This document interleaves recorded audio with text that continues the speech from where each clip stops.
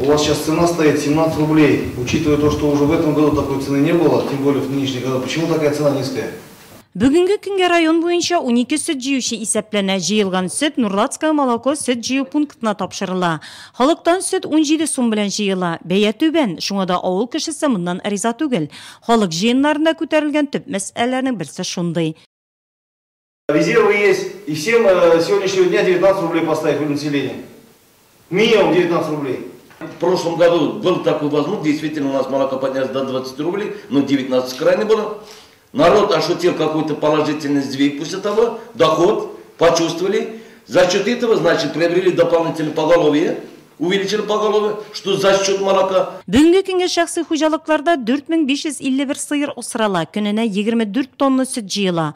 Авыл кешесе сөтнең бәясе түбән булуга ризасызлык белдерә, ди сөт җыючы Энҗе Бикташева. Бәяләргә канәгатьлек халык кыйбат айтканын китәләр, кыйбатланган сөтнең. Безнең бәя бит инде менә 19 белән бездән алалар, без 17 белән халыкка бирәбез. Анда бит безнең бензин дә керә, барсы да керә бит инде. Шунысы халык күтәргәнне китә. Бәяне күтәрелгәнне китәләр. Авыл җирлегендә яшәүчеләрнең төп табышы сөттән керә. Бүгенге киңәшмәдә дә сөткә бәяләрне күтәрү юлларын эзләү, резервларны карау турында җитди сүз барды.